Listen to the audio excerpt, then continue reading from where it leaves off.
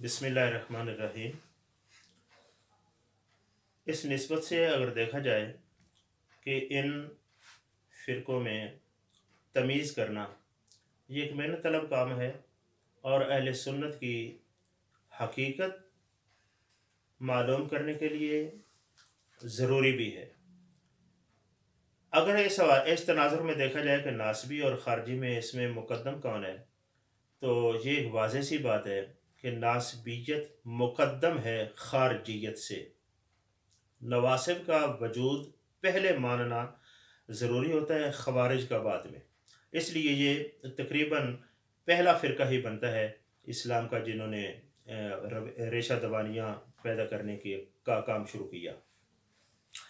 ये इस बुनियाद पर इनकी तक़दीम समझ में आती है कि इनकी बुनियाद जो बुग़्ज़ अली पर है। बुग़्ज़ अली जो है ये अहदे रिसालत मआब सल्लल्लाहु तआला अलैहि वसल्लम यानी हज़ूर सय्यद कायनात सल्लल्लाहु अलैहि वसल्लम की ज़ाहिरी हयात मुबारका में भी पाया जाता था, और जिन सीनों से, ज़बानों से, दिलो दिमाग से इसका इज़हार हो जाता तो उसको मुनाफ़िकीन की सफ़ में शुमार कर दिया जाता। उस वक़्त से ये शुरू है, जबकि ख़वारिज का वजूद ये वाक़िया तहकीम के बाद इनका वजूद ज़ाहिर हुआ। ख़वारिज ये यानी वाक़िया तहकीम के बाद आए, जबकि नवासिब जो हैं वो इससे पहले भी थे। तो जब पहले तो अब इसकी तक़दीम की वजह जो है वो वाज़ेह हो गई कि नासबियत मुक़द्दम है, जो बुग़्ज़ अली की बुनियाद पर खड़ी की गई। तो इससे ये भी मालूम होता है कि ख़ारजियों के ज़हूर तक बहुत सारी चीज़ें ऐसी हैं और कई ऐसे उस दौर में मज़ाहिर मिलते हैं कि जिनमें बुग़्ज़ अली ज़ाहिर हुआ कई लोगों से, अगर जो वो मुनाफ़िकीन में उस वक़्त कहलाए, लेकिन ये मादा मौजूद था। जब मादा मौजूद था तो गोया कि ये नासबियत मौजूद थी।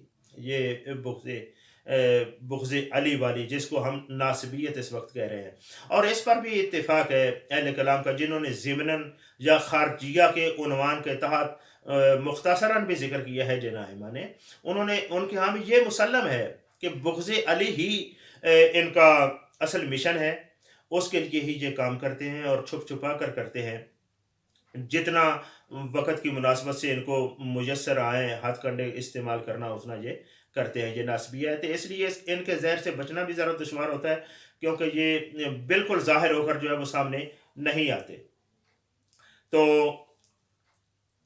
हज़रत सैयदना अली मुर्तज़ा रज़ी अल्लाह तआला अन्हु आपकी आप आपने बल्कि ख़ुद इरशाद फरमाया, ये सही हदीस है कि हुज़ूर अलैहिस्सलातु वस्सलाम ने मुझे यकीन दिलाया था कि अली, सिर्फ़ मोमिन ही तुझसे प्यार करेगा और सिर्फ़ मुनाफ़िक बुग़्ज़ रखेगा। वहाँ लफ्ज़ है कि अल्ला युहिब्बनी इल्ला मोमिनुन वला युबग़िज़नी इल्ला मुनाफ़िक। यानी मौला अली अल मुर्तज़ा कह रहे हैं कि मुझसे प्यार नहीं करेगा मगर मोमिन, और मुझसे बुग़्ज़ नहीं रखेगा सिर्फ़ मुनाफ़िक।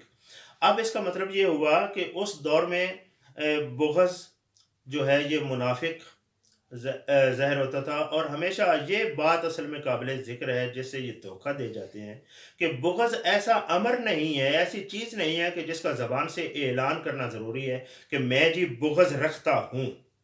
ऐसा नहीं है। बुग़्ज़ एक ऐसा मादा है जो बंदे के अंदर पाया जाता है, ऐसा मादा जो बुग़्ज़ के लफ़्ज़ से नहीं, उसके चेहरे से नज़र आता है। उसके जो होते हैं अतवार, तौर तरीके, वो बताते हैं कि इसका फ़लाँ से बुग़्ज़ है या प्यार है, बुग़्ज़ है या प्यार है। और उसी बुनियाद पर ही सहाबा कराम रिज़वानुल्लाह तआला अलैहिम अजमाइन मुनाफ़िक़त वालों को भी पहचाना करते थे कि इनके तौर तरीके क्या है। तो ये मौला अली से बुग़्ज़ होना ये मुनाफ़िक़त की इलामत, और प्यार होना ये ईमान की इलामत, ये बतौर कसवटी हो गई।